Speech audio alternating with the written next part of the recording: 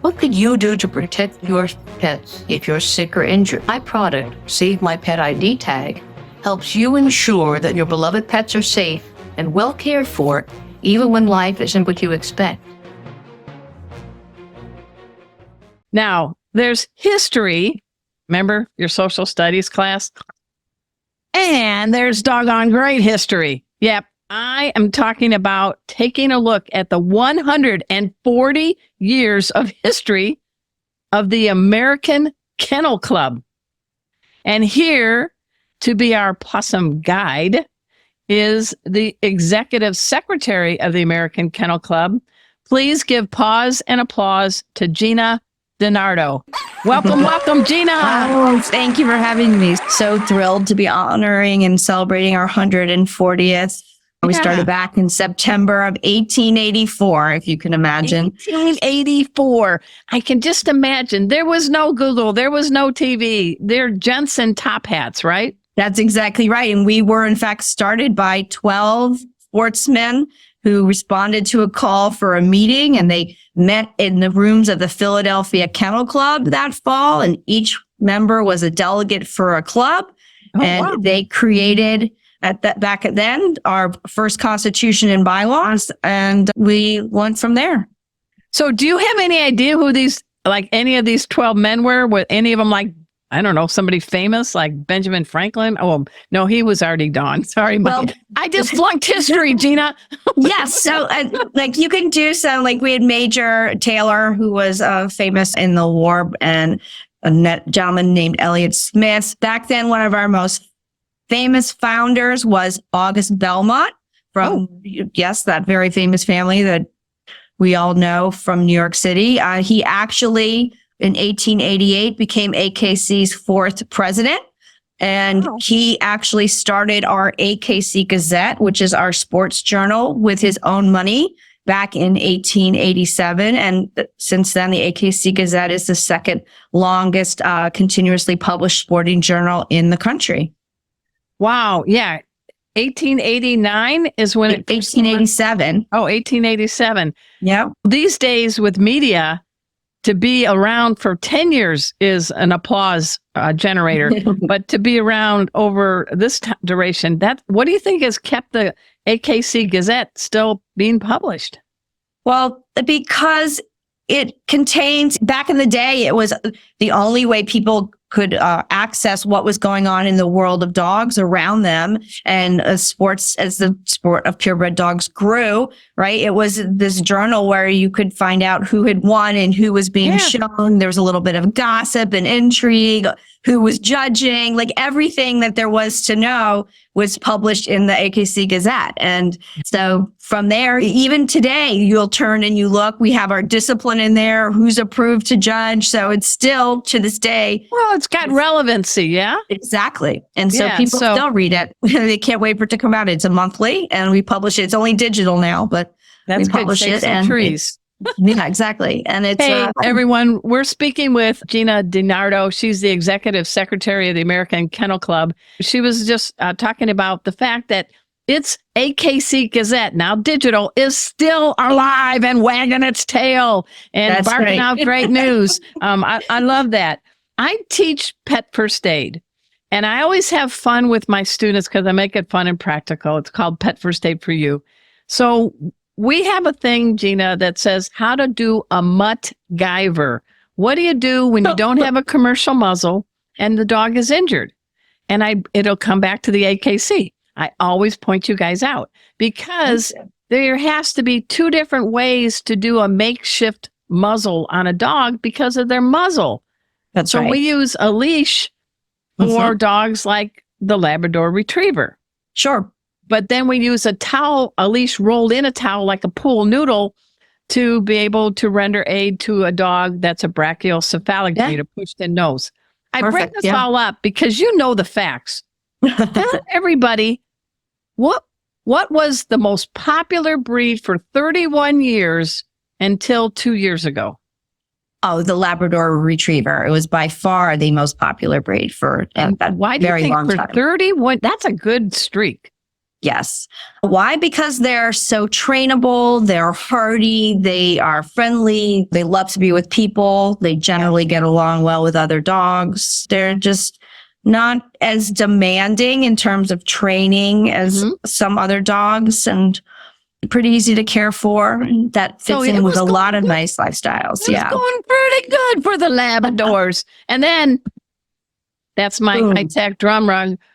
What happened? C'est magnifique. Some new breed came onto the top spot.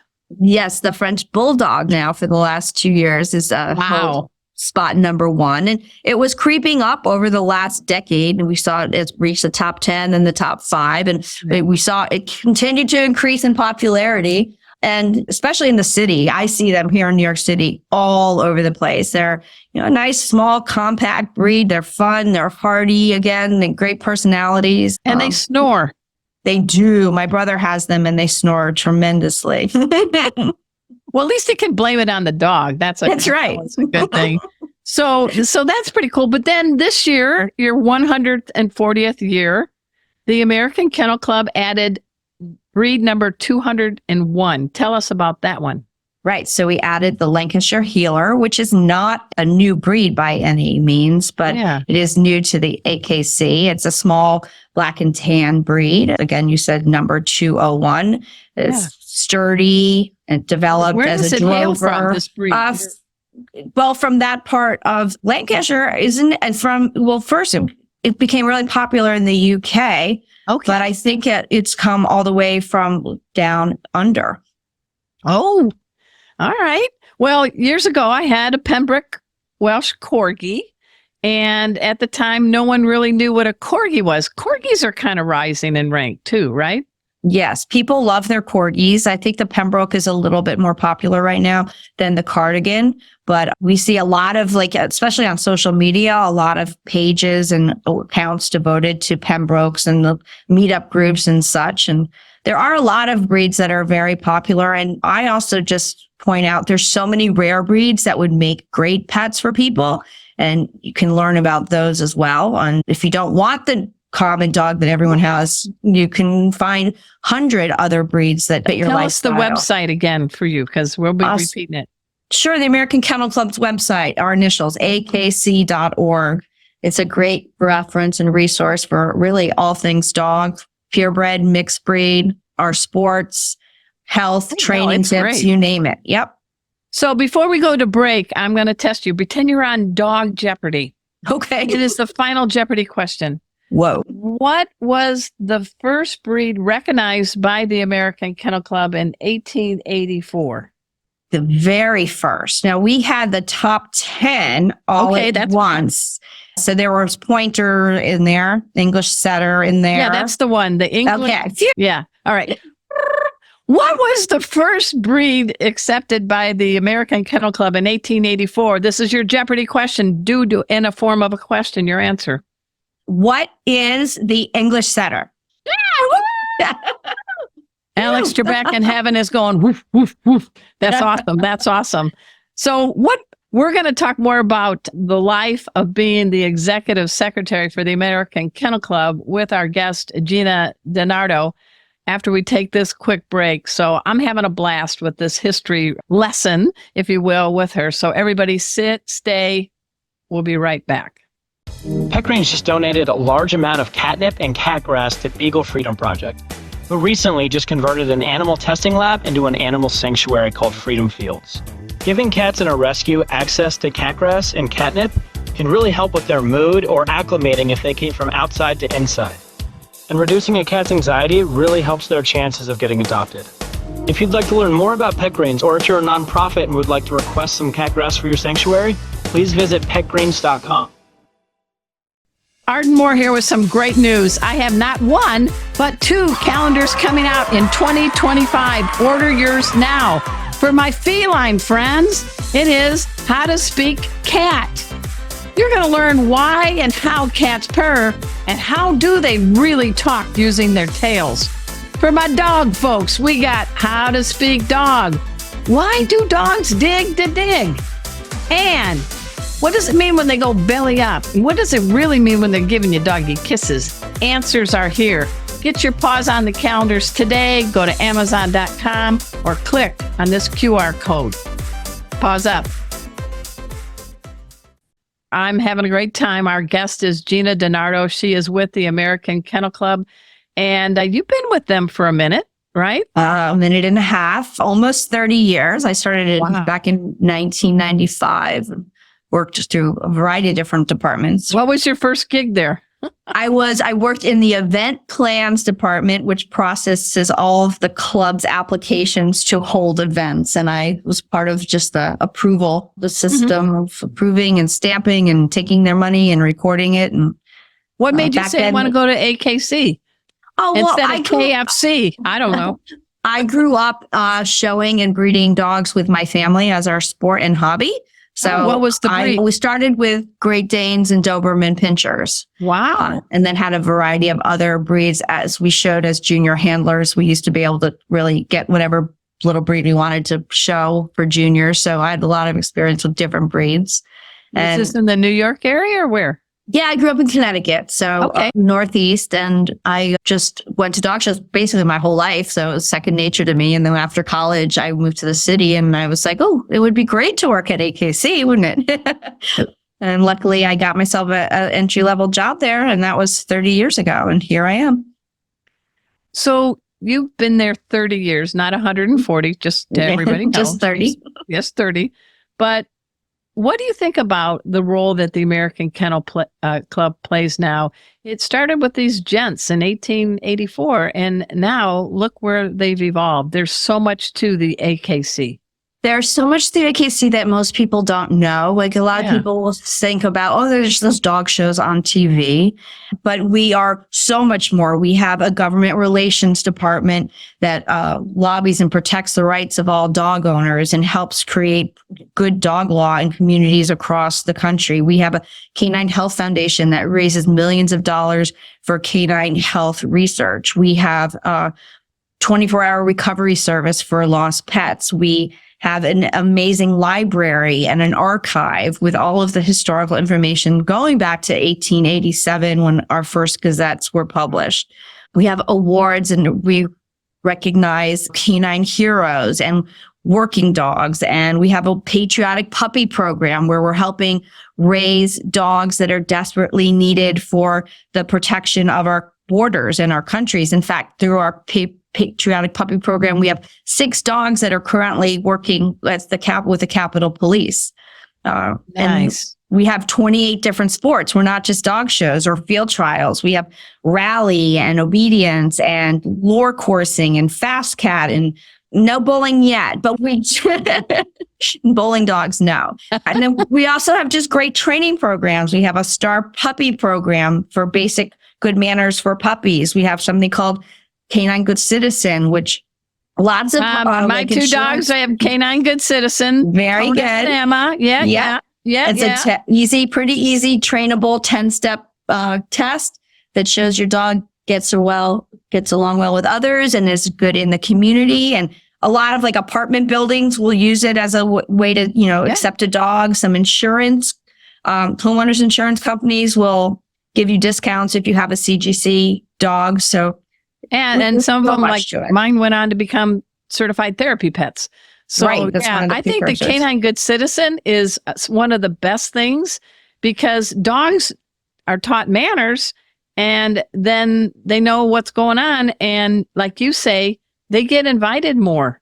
That's right. To do things and their parents can go into housing and all that. So that's an important thing, Gina. Right. When AKC really just wants everyone to be a responsible dog owner and enjoy their bond with their dog. And we try to provide as many resources as we can for that.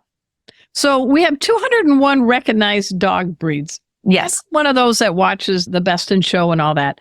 So by now, to be Best in Show, do you have any idea I know is there 7 categories? There's still 7 groups. But there's zillions of dogs and breeds in each of those groups, right? Yes. I mean, somewhere between 28 and 34 dogs in each of the groups. Wow. So to win in your group is something. It absolutely is. It's huge just to get a group. Yeah, absolutely. So people are always rooting for different dogs. And I just want to ask, when's the last time a Labrador's ever won? A best in show? Not frequently, to tell you the truth. Isn't that ironic? It really Don't you is. think? I mean, they're so popular, but what happened? They get beat out by the Havanese. They get beat out by some of the more exotic breeds. It doesn't mean there aren't good Labradors out there in the dog show world, but some of the other rare breeds do seem to rise to the top most frequently. So do you ever have like a best in show party or something? Or are you able to say who you're rooting for as a breed or not because you do represent the AKC? Right. So if I'm at a dog show, I'm pretty neutral, but I do have, just from watching a million dog shows and knowing a fair bit about dogs, I have my favorites always, or the ones I think should win. But Yeah. that's like everybody's a dog show judge outside the ring. Yeah, and that's fun. So who do you have as personal dogs? Who are your four-leggers? I have 5 dogs right now. 5. And I have a Rhodesian Ridgeback. Okay. And I have a Pharaoh Hound. Oh, nice. Yep. I have a Glenavon Mall Terrier. Oh, a friend of mine has one of those. Yeah. Yeah. I have an English Toy Spaniel, Wow. which is like the precursor to the Cavalier, King Charles. We call and then I Cavaliers have- a love sponge, right? Yeah. And then I have a toy Manchester Terrier. Whoa. So what's the difference in the toy Manchester and I guess the Pharaoh? Who's the biggest? The Pharaoh? The Ridgeback's the biggest. She's like 95 pounds. And then how- the toy Manchester is about 6 pounds, maybe, maybe 8 pounds. So what's the 6-pounder and the 95-pounder's names? The 95 pounder, the Ridgeback, is Kingsley. And Kingsley. the toy Manchester's name is Jeep. Jeep? Yep. Like the car. Front wheel, 4-wheel drive, all-wheel All-wheel drive? drive all the time. Okay, so who is the boss of the bunch? The Ridgeback, for sure. She is the Oh. queen beast. But they all get along. I kind of make them all get along. And So do you walk all 5 of them down the streets of New York City at the same No, I live in the suburbs, so I let them run in their backyard. That would be a lot. All right. There's another thing that I wanted people to know. And you, in 1982, I understand, opened the Dog Museum of America. So talk about that. If people are getting a trip to the Big Apple, they should maybe make a little time. Yes, so it originated, the AKC Museum of the Dog. It started in New York City. It moved out. And then back in 2019, we moved it from Missouri back to AKC's headquarters. So at 101 Park Avenue on the ground floor is the AKC Museum of the Dog, which has just one of the largest collections of dog art in the world and lots of educational interactive displays, programs for children, a great place to stop right outside Grand Central if you're a tourist in New York City. It's a fun way to spend part of your day. It's open to the public. That's Tuesday cool. through Saturday. Yeah. I think next time I go, I'm going to give it a check because I like it. I'll get my hot dog on the street. Yeah. And Please I'll come eat by. it And and then AKC's stop by. offices are on the same building on the 5th floor, which are open for people to tour as well. So you can make it a twofer. That's right. Now, I understand 1956, almost 68 years ago, the 5 millionth dog was registered. Do you know what I'm talking about? Lassie. Yeah. Talk about this dog. Well, it was the official Lassie was registered by AKC, and his dog number 5 million. We've also Wasn't in the well when he got the news, was it? No, but we've registered lots of famous names. We've actually registered a non-living dog. We actually registered Snoopy at one point, with Charles Schultz actually submitted a registration certificate for Snoopy, and we created a registration of official foreign. That's the only non-living dog AKC has ever actually registered, but that's a fun little fact. Oh my gosh. I wonder if, what's his name? Woodstock probably was dancing on top of the doghouse, right? Yes, and if you actually go to the museum, there is some stuff about that in the museum to look at. So it's pretty cool.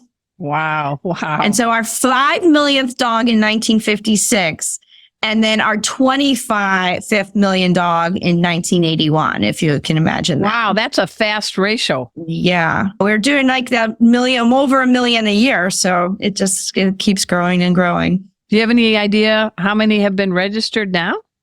Well, if we say a million a year, and that was what I would 81. say, so we got to be like 40 million, maybe. Yeah, you're Something like probably that. 50 million. Yeah. Yeah, maybe. Wow. Do the math. Yeah. I mean, I'm throwing a lot of things at you, and you are a walking encyclopedia. I really do like it. Now, 1974, the first women delegates were admitted. That's right. Come on, boys. Well, I know. Get with the program, people. Talk about that. That's pretty historic. Yes. So up until that time, from 1884 to 1973, only men were allowed to be AKC delegates. So each member club of AKC. Kind of like the Augusta golf tournament. Yep, yeah, kind of. At least we did it in the 70s. Yes. But interesting, I am the first woman executive secretary for the company in all of the history of the years. So, wow. Yep. Well, we've come a long way. Woof. Yep. Exactly. Thank goodness. So, you obviously love dogs. The American Kennel Club is historic for all the things. And people now need to know you're so multidimensional and you're appealing to all dogs, the That's purebreds and the, as I call them, or as Dr. Marty Becker calls them, canine cocktails. Yes, we call them mutts. all Americans. We have AKC, and almost all of our programs and our sports are open to both purebreds and mixed breeds, just not our field trials or the conformation world. But there are so many things that you can do with your dog and be in the world of AKC. And then if you just want to learn about it, we're saying we mentioned the website, but AKC back in 2018 launched our first over-the-top network, television network called AKC TV. And so there's lots of great programming and videos and information about that. And with that, we now have a syndicated weekly 30-minute television show called Good Dog TV that you can find on your television stations all around the United States. It's syndicated now in about 120 different cities. So check your I didn't know that. I will. It's called Good Dog TV, and it's sort of like a magazine, informational, really fun, just a 30-minute show about AKC. It's like Entertainment Tonight with a bark. With a bark and a dog. Yep, exactly. So check out Good Dog I'm going to TV. ask you this. We're talking with Gina DiNardo. If you could come back as a dog, what breed would it be and why? And you can do two if you're... No, I think I would come back as my first love. My first breed is the Doberman Pinscher. I would come back as a Doberman. Sleek, elegant, smart, strong, all lots of great qualities. Dependable, reliable. It's a good breed. I think I would come back as a Pembroke Corgi. You would? Why? Because I think they're a cross between Robin Williams and the Three Stooges, but they're very smart, right? And they got that butt. They got that butt, that wiggle, wiggle, wiggle butt. So if we ever see each other as Corgi and Dobie, I hope we'll both say hi to one another. Absolutely will. We absolutely will. I really appreciate you being on our show today. We're speaking with Gina DiNardo of the American Kennel Club. Please go to akc.org. You're going to see a whole bunch of cool things that they do for all people who love dogs. And this has been one of my most fun episodes, I must confess, Gina. It was a pleasure. Survived. It wasn't like going to the dentist, hey? No, it was a pleasure.